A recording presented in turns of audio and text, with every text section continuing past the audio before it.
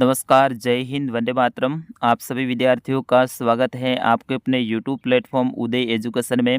विद्यार्थियों, आज के इस वीडियो में लेके आया हूँ अर्धवार्षिक परीक्षा की दृष्टि से इम्पोर्टेंट कक्षा 7 का हिंदी विषय का पेपर, जो कि आपके इस बार आने वाले अर्धवार्षिक परीक्षा की दृष्टि से वेरी मोस्ट इम्पोर्टेंट रहेगा और आप सभी विद्यार्थियों के लिए वरदान साबित होने वाला है।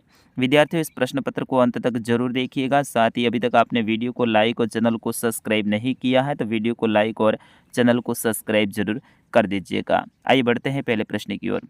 पहला प्रश्न है, हिमालय की बेटियां पाठ के लेखक हैं। आपको बताना है हिमालय की बेटियां पाठ के लेखक कौन हैं। इसका आंसर आप सभी को कमेंट बॉक्स में लिखना है। आपने पढ़ाई की है तो इसका आंसर जरूर दीजिएगा। यतीश अग्रवाल, जैनेन्द्र कुमार, शिव प्रसाद सिंह या नागार्जुन। विद्यार्थियों, इस प्रश्न का सही आंसर क्या होगा आप कमेंट बॉक्स में जरूर लिखिए। अगला प्रश्न है, कठपुतली का जीवन था संगठित, परतंत्र, स्वतंत्र या सरल। तो कठपुतली का जो जीवन है वो परतंत्र था, ठीक है ना। तो ऑप्शन ब इसका सही आंसर रहेगा। फिर उसके बाद में अगला प्रश्न है, मालामाल होना मुहावरे का अर्थ है धनवान होना, कंगाल होना, ताकतवर होना, कमजोर होना।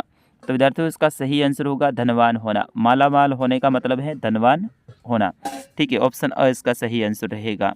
कविता में पहाड़ को दिखाया गया है किसान के रूप में, बैल के रूप में, बच्चों के रूप में, भेड़ के रूप में।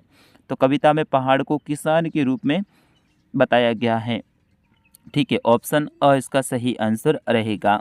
फिर उसके बाद में अगला प्रश्न है, प्रश्न संख्या 5, संधि किसे कहते हैं। इस प्रश्न को अच्छे से आप याद कर लेना।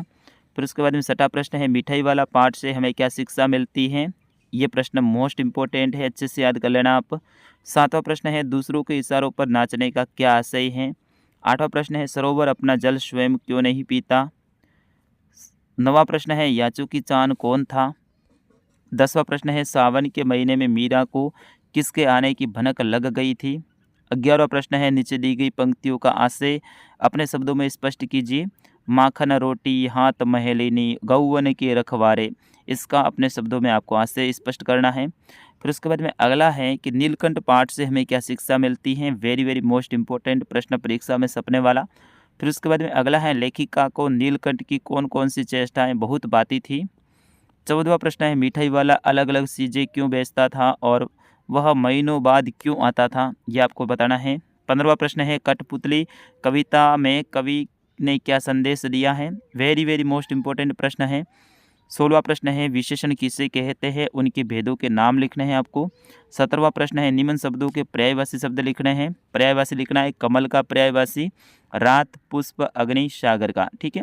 फिर उसके बाद में अगला है, निम्न के विलोम शब्द लिखिए। फूल, फूल का फल, राजा का रानी, आस्तिक का नास्तिक, जय का पराजय और विद्वान का आप बताइएगा जरूर।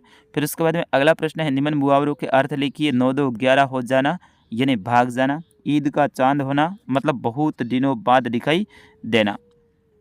फिर उसके बाद में 20वां प्रश्न है, अपने प्रधानाध्यापक जी को शुल्क मृत्यु हेतु प्रार्थना पत्र लिखना है। और 21वां प्रश्न है, निम्न में से किसी एक विषय के ऊपर 200 शब्दों में निबंध लिखना है। स्वच्छ भारत अभियान, बेटी बचाओ बेटी पढ़ाओ और हमारे प्रिय शिक्षक। तो विद्यार्थियों, ये आपके लिए महत्वपूर्ण प्रश्न है। एक बार आप स्क्रीनशॉट लेना चाहे तो ले सकते हैं। फिर उसके बाद में ये वाले प्रश्न है 5 से लेकर 14 तक, इसका भी स्क्रीनशॉट आप ले लीजिए। फिर उसके बाद में 15 से लेकर 18 इनके भी ले लीजिए। और लास्ट वाले ये प्रश्न, ये सारे के सारे प्रश्न इंपॉर्टेंट रहेंगे। तो विद्यार्थियों, मिलते हैं पूरे फुल सॉल्यूशन के साथ में। तब तक के लिए मुझे अनुमति दीजिए। नमस्कार, जय हिंद, वंदे मातरम।